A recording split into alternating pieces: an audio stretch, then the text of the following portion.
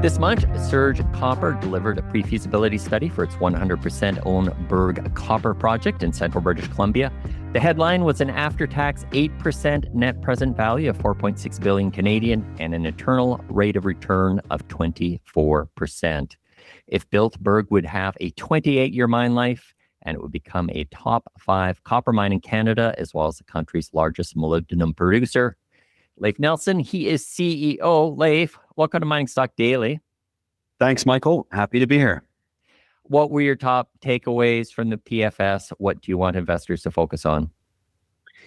Yeah, I mean, it's a significant achievement for us as a company and for this project. So we have been the operator of this project for not very long, only about 5 years. And during that time, we have taken it from a resource stage all the way to now pre-feasibility study and on the cusp of entering the environmental assessment process in British Columbia. So we've definitely advanced the project a long way.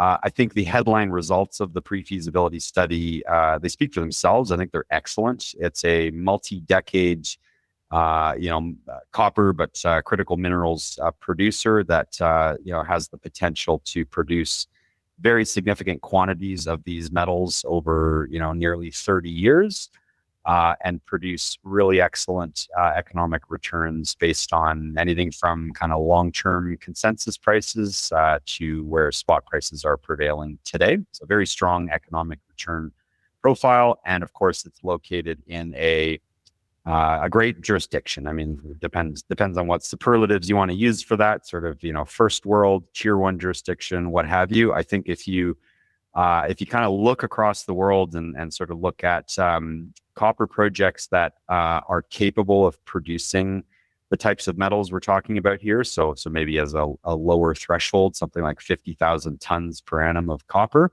the number of projects of this scale that are in places like Canada, the United States, Australia, it's not a big list. It's sort of like half a dozen projects that are owned by juniors. So kind of like, independently owned projects that have that potential in terms of production profile. And, ours is one of them. It's got a really good kind of ownership structure and a broad sort of strategic positioning in a district that's really well endowed in BC in terms of regional infrastructure, the development concept that we've put forward in terms of the different actual components to the project and how it would connect to infrastructure is real straightforward. It's in a jurisdiction that knows how to permit these things, and we're about to embark on that pathway. So we think it basically ticks all of the boxes. I'm happy to, kind of go through each and every one of those things, but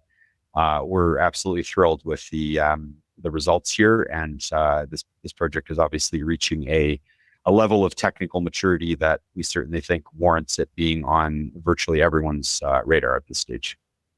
Now, in the news release as well as in your deck, you're certainly emphasizing the scale and size of what Berg could become. Let's just talk about costs, though. On page 16, you do benchmark Berg as having the highest CapEx intensity against other selected copper development projects in Canada as well as globally. Just to note, capital intensity is capital expenditure divided by annual capacity. Berg did have an overall large CapEx as well too. Could you just talk a bit about what is driving up costs at Berg, Leif? Sure. I'll speak to a few different threads there. I would say the capital cost numbers are not particularly remarkable in and of themselves. So again, like this is a big copper project. If you look at similarly big copper projects that have put out cost estimates in the last 12 months. I mean, recency is a very important thing when you're talking about costs. So if you look at, big copper projects that have put out cost numbers recently, so things like, Jose Maria in Argentina, Warintza in Ecuador, Taca Taca in Argentina, so on and so forth. There's not many that have done so recently, but there's a handful. These are all kind of multi-billion-dollar upfront capital costs. So Berg is no different. This is a sort of 2026 cost estimate in USD numbers, which makes it easier to compare and contrast these. 3.4 billion pre-production capital number.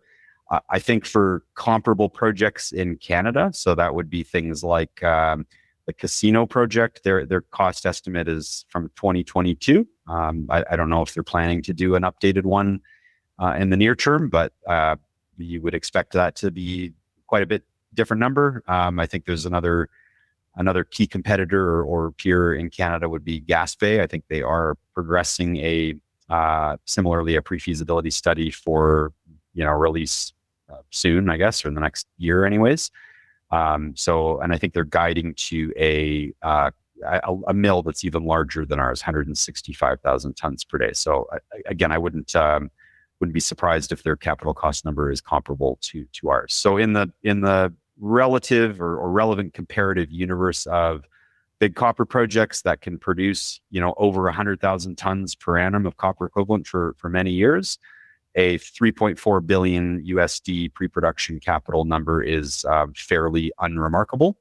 I think in our particular case, so you referenced capital intensity. There's kind of two ways to think about capital intensity. One is initial capital over the flow, the kind of production rate. And you're right on that basis. That is about 24,000 USD per ton of copper equivalent output capacity, which I would characterize as sort of moderately above median numbers or mean numbers today, albeit the peer group that you don't have a lot of data points that are fresh with like 2026 numbers. The other way to think about capital intensity is on a life of mine basis. So total capital costs. So that would be initial capital, expansion capital, sustaining capital, et cetera, over the total metal units that come out of the mine plan or the reserve plan over the life of mine. And in our case, that is, I think people tend to think about this in terms of dollars per pound rather than dollars per ton. At least that's what I see. So in our case, that comes out to 55 cents USD per pound. So that would be added to the kind of C1 cost to get kind of a holistic view of kind of total amortized costs per pound produced that you could like for like compare to a prevailing market price for the metal. So in our case, that 55 cents per pound is actually lower than a lot of peers. So there's a flow way to look at it or a stock way to look at it. So I think on both sides, it's not a particularly big outlier. And then sort of what's driving the cost. So look, this is a deposit or a project that has some very basic components to it. There is the mine. It's a big open pit mine. There is the process plant, 120,000 ton per day concentrator. And then there's on-site and off-site infrastructure. So for on-site, you're talking about a tailings facility, some waste rock storage facilities, the actual like camp infrastructure. And then for off-site infrastructure, for us, it's quite simple. It's a transmission line is the main component to it. And I think the big swing factor for us on what could drive the capex to be where we positioned it in the base case or potentially lower is really around the approach to mine development. So this is a big open pit mine. In most open pit mine scenarios, there's not just one unique solution to how to optimize an open pit mine. There's lots of different ways you could go about it, and they will all drive different production profiles and sort of IRRs and kind of return profiles. And there's a trade-off there, capex versus economic return. And what we opted to do with the base case plan here is to be fairly upfront, like front end load a lot of the capital so that the preparation of the mine for multi-decades of efficient operations is done upfront. So there was no kind of trickery around delaying stripping or delaying the acquisition of a fleet. All of that stuff happens in the pre-production period. So you got 3 years of fairly material movements of both ore and waste to the tune of a little bit over 300 million tons. And that really opens up the deposit, so to speak, so that when you're commissioning a 120,000 ton per day mill, there's adequate stockpiles in place, and there's adequate, the fleet is fully in place, and the mine can run efficiently in order to do that. So it's a trade-off. Like I think, maybe some market observers will look at that number and say, wow, it's a big capital number. A, I don't think it actually is. But B, I think strategic audiences will look at that and say, that's pretty prudent. That's how I would want to develop and operate something like this, rather than embedding a whole bunch of risk in it where, during the period of time where you're commissioning a plant, you're also trying to double the size of the fleet and prepare the mine in parallel. This is a fairly, low risk proposal or proposed development of the mine, where all of that is front end loaded. And then from day one of operation, you're commissioning a mill, and then it's, smooth sailing there for 28 plus years. Can you talk about metal recoveries? I was seeing copper at 84%, and then you had silver and gold at 52 and 56% respectively. So again, I would say very uncontroversial, pretty conservative recoveries here. So the mineralogy, like the material flowing into the mill here, is fairly homogeneous over the span of the mine life.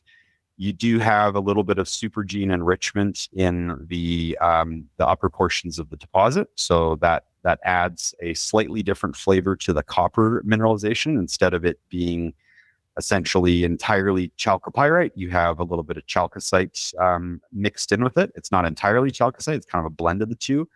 Both are sulfide minerals. Both float. They both respond to sulfide flotation. And so, I think it's a big selling point for this project as well, that the flow sheet, the metallurgy is very standard here. There's nothing crazy about it. We're not talking about a circuit for the first few years that's SXEW, like leaching, or there's no kind of wacky gold recovery circuit. It's sulfide flotation the entire time. You float everything into a bulk con. And then you do a moly separation stage. So this is essentially how 90% of these types of mines around the world would, how their process plant would function. In our case, the vast majority of the value sits in the copper and the molybdenum. So a lot of the metallurgical test work that's been done is focused on optimizing those two components. So huge amounts of data underpinning the life of mine recovery assumptions that are in the study. So as you say, life of mine for copper of 84%, life of mine for molybdenum of 88. I will, this gets into like technical stuff, but I will state that these are sort of the moly and copper are two different, essentially two different populations, two different vein sets. You've got like late molybdenite veins, like the mineralogy is completely different, and it's a high grade feed. So the moly grade going into the mill is somewhere between 250 and 300 ppm, which is one of the highest byproduct moly grades globally for a copper porphyry deposit. So intuitively, you would expect the moly recoveries to be quite high, as long as you get the some of the subtleties of the flow sheet pinned down, which we believe we have. Like a lot of the PFS work leading up to this was specifically focused on that. So those are very defensible numbers. And then on the silver and gold, again, for most of these flow sheets globally for sulfide flotation processes for porphyry copper deposits, the precious metals float to the copper con. And it really just depends on if those silver and gold grains are kind of attached to chalcopyrite or other sulfide minerals or not. And so a lot of the gold content that you lose is either doesn't end up in the bulk con or gets cleaned away in the cleaner circuit. I think there's actually room for us to optimize that, especially on silver. So the silver grade here is also very high. I would say it's comparable in remarkableness to moly. Like this is one of the highest byproduct silver grades of global porphyry copper deposits. So there's definitely there's this notion of a high silver feed grade going into the process plant. Probably room to optimize that a little bit. It wasn't the focus of our PFS MET program, which was really designed to nail down copper and moly recoveries, which we did. So I think the silver recovery profile of like mid 50s, people will look at that and say that's pretty conservative. Gold is pretty trace in the deposit. It's like 0.02, 0.03 grams per ton. I think a 50% recovery there is also, conservative to defensible. It's not a big driver of economics, regardless. Talking about the recency of the PFS, you did note that, how would you say that there are some comparables that are a couple years older. Were you really seeing, talking about comparables with other miners, are you really seeing some types of cost inflation kind of creeping into the sector as a whole right now? Just given, you've been itemizing all these costs for the last couple of months, Leif. Yeah, absolutely. And I think there's a couple ways to, like, a couple relatively clean data points that I've looked at to bring home that point. So like the design of the Berg project between PFS and PEA is quite different. There's a bunch of things that have changed in scale mostly. So the mill is bigger, the total tonnage being mined out of the pit is bigger, and therefore like tailings facility, all these sorts of things is bigger. We've changed some of the power components as well. So it's kind of hard to separate in a lot of those elements what's being driven by scale versus what's being driven by inflation. But I think if you look at the mill component specifically, it's a little bit easier to separate that, or the process plant. So for us, I think the step change or percentage change from PEA to PFS over a 3-year period on the process plant alone is about 55%, 56%, something like that. So the process plant went from a 90,000 ton per day plant at about 700 million Canadian capex to a 120,000 ton per day plant at just over $1 billion Canadian in capex. So 30% increase in size, 56% increase in cost. So gives you a bit of a sense for what the underlying cumulative inflation may be for something of this nature over the last few years. And I think if you look at prevailing operating costs in BC for these kind of high throughput, copper mines as well, you'd maybe see a similar kind of, high teens to low 20s cumulative inflation in operating costs over that 3-year period as well. Was there any type of strategy in terms of going for scale and large size? Leif, was it's just that the Berg project just kind of lends itself to that? That's the best economics for doing that. Talk a little bit. When you were kind of stepping back and looking at it, if you're planning towards this PFS, was this something that you were specifically planning for? Yeah, a little bit of both, I guess. I mean, there's a few ways to answer that question. I mean, one is, look, I mean, the world gets 2/3 of its copper from porphyry copper deposits. These things are all relatively similar in that they're big, like big tonnage, big material movement, and they're all kind of, low grade in the big spectrum of things, like kind of 0.5% globally, so to speak. And so there's no real concept of trying to position or contemplate developing a porphyry copper deposit in some small way where you have like 100-year mine life. It's just, that would be illogical. So the deposit does require a certain basic respect in terms of like what's the logical way for this thing to be developed in a way that maximizes value. But on the other hand, like there's market strategic aspects. And so I would say the big picture in copper, as anyone knows, looking at this stuff, there is a whole lot of big picture demand stuff happening in the world of copper. And you can ask any analyst who tracks this stuff, and they'll come to the same conclusion, which is that if you follow what's happening in energy transition, renewable energy development, grid transformation, just population growth, urbanization, AI, et cetera, et cetera. There's all these sort of demand drivers of a very secular nature happening in copper that translate into, there's kind of visible demand over the next decade of an incremental 10 million tons of annual copper production versus what we have today. So this is like a project that could serve, 100,000 of that 10 million tons. It's like a percent. So the world needs like a bunch of these things.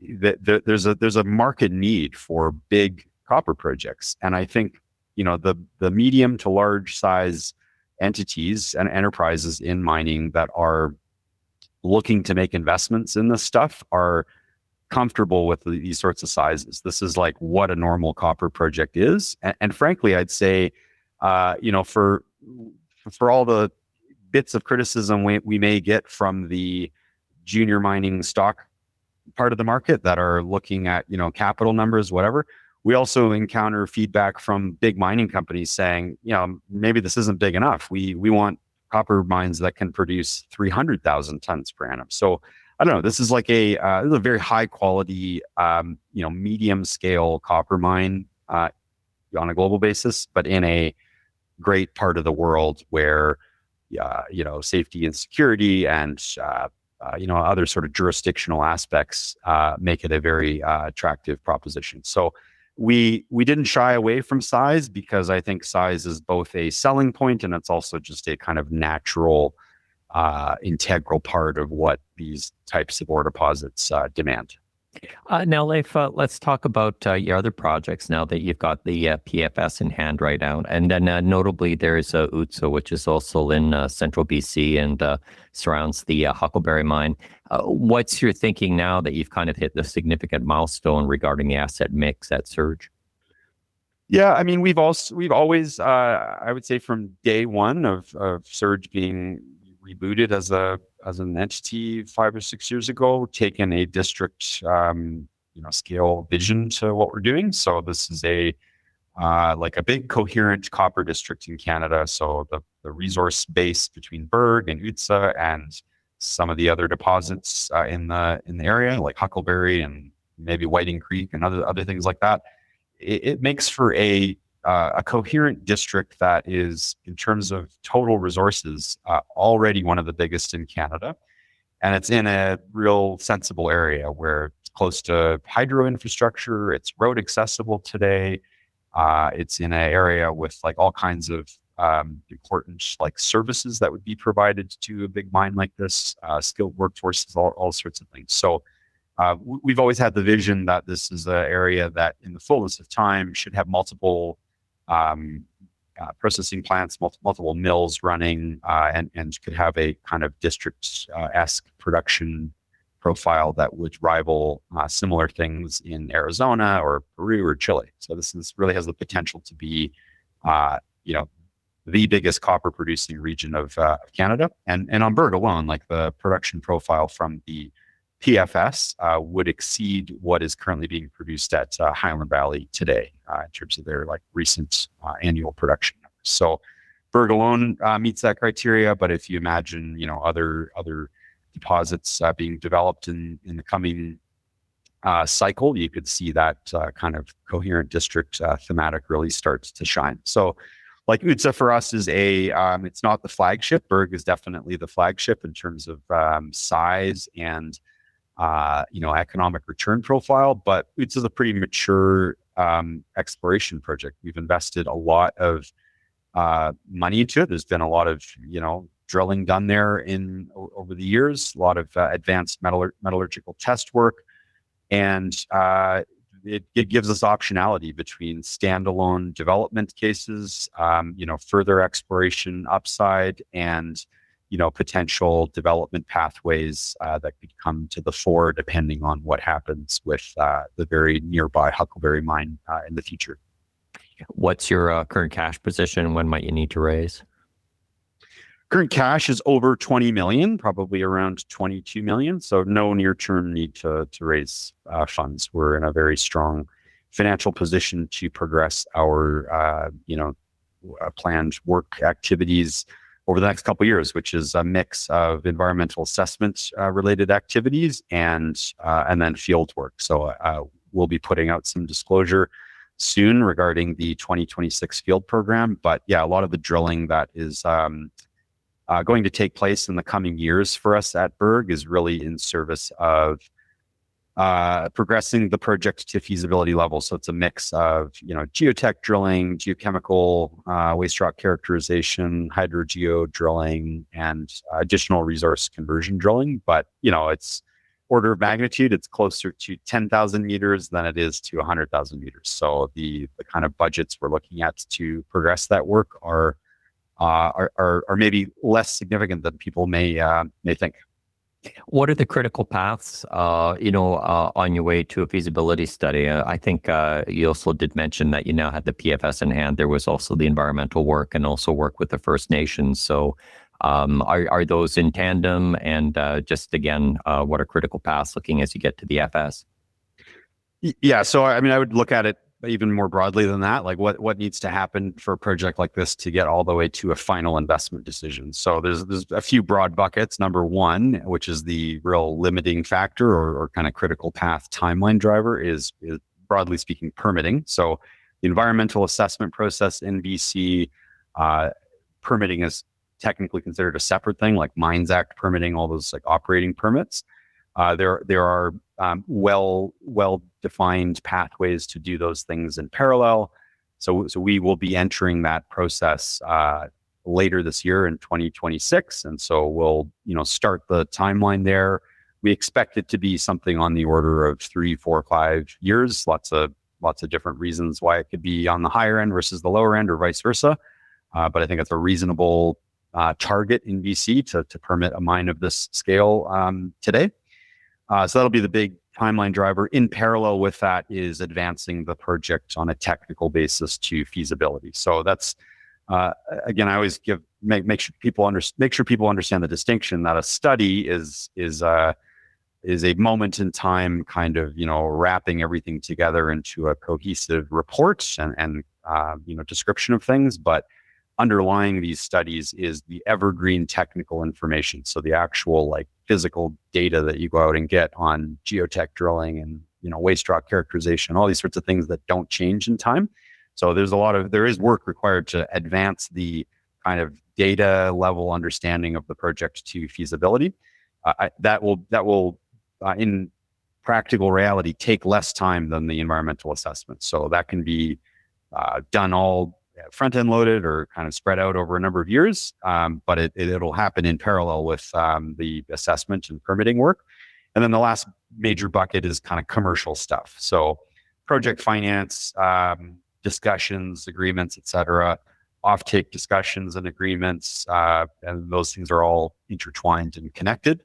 And so those will start in earnest now that the project is at a pre-feasibility level. And again, don't really need to take as long as the big timeline driver there remains the overall permitting process. So I think technical feasibility level work and commercial level stuff in isolation, those things could be probably accomplished in 18 to 24 months, but you have this overlay of the permitting process, which takes longer, and realistically, these things are all connected. You'll learn something from one that needs to feed into the other and vice versa. Leif Nilsson, congratulations on the PFS milestone, and thank you for speaking with Mining Stock Daily. Likewise, thank you so much. The information presented should not be considered investment advice. Mining Stock Daily and its affiliates are not responsible for any loss arising from any investment decision in connection with the material presented herein. Please do your own research or speak with a licensed financial representative before making any investment decisions.